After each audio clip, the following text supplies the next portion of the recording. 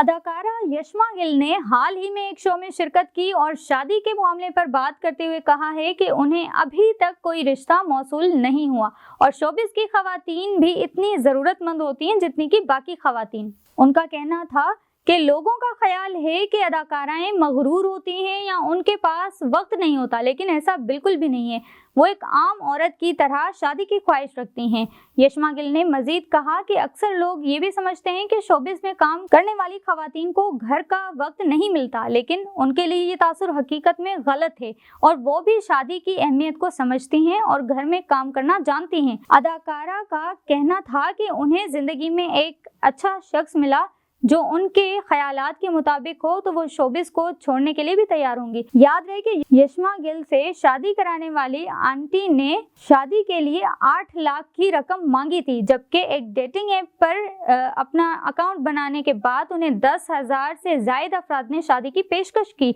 जो इनके इंकशाफात दीगर इंटरव्यूज़ में सामने आ चुके हैं।